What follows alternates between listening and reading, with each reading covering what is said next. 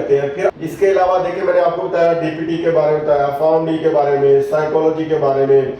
इसके अलावा आप लैब टेक्नोलॉजी, ये जो मेडिकल लैब टेक्नोलॉजिस्ट होते हैं, इनमें से किसी भी डिग्री का स्कोप नहीं है। अगर आपने आगे बढ़ना है, आप कंप्यूटर साइंस की फील्ड में जाएं। एआई ने तबाही मचा दी है। उसने ह्यूमन वर्क जो है, वो जो काम घंटों में और दिनों में होता था, वो रिसर्च वर्क और काम करके आपको सेकंडों में दे रही है, मिनटों की बात नहीं कर रहा मैं। तो जो काम आपको सेकंडों में मिल रहा है, तो वो क्यों आप इतना ज्यादा वो खजलख्वार होंगे? सर, ये जो स्टूडेंट गलत फील्ड का इंतखाब कर लेते हैं, तो इसके अंदर सिर्फ स्टूडेंट्स का अपना कसूर होता है या वालिदैन की भी गलती होती है इस डिसीजन के अंदर? देखिए, स्टूडेंट्स बेचारों को वो स्टेमिना ही नहीं मिलता, यानी कि उनका माइंड सेट। देखिए, स्टूडेंट होता है पेरेंट्स पे डिपेंडेंट। जी सर।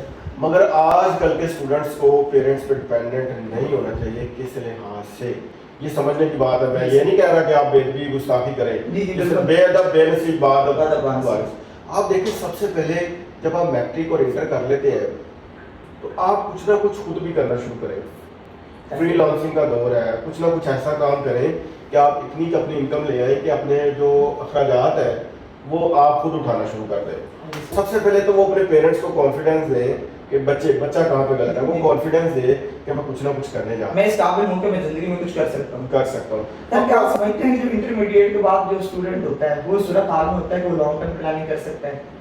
देखिए, उसके लिए ये है कि मैं ये सजेशन दूंगा, वो चाहे 10 लोगों के पास, 20 लोगों के पास, 30 लोगों के पास, मगर करे वो जो उसका दिल चाहता है, जो उसको एक एनालिसिस करके समझ आया।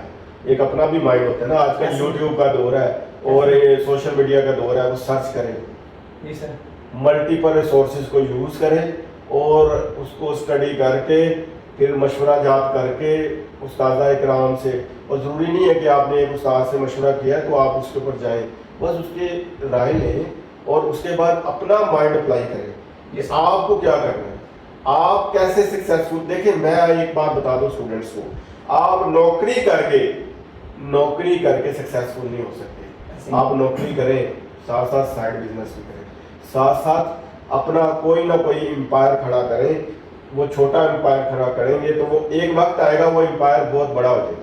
सर, जब ये स्टूडेंट के कैरियर के इंतखाब की बात होती है, तो वालिदैन ज़्यादातर खुद डिसीजन करने की कोशिश करते हैं कि मेरा बच्चा डॉक्टर बनेगा या इंजीनियर बनेगा।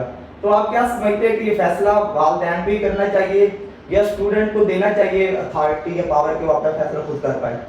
डॉक्टर साहब, ये आपने 2 डिग्रीज का नाम लिया, डॉक्टर बने या इंजीनियर बने।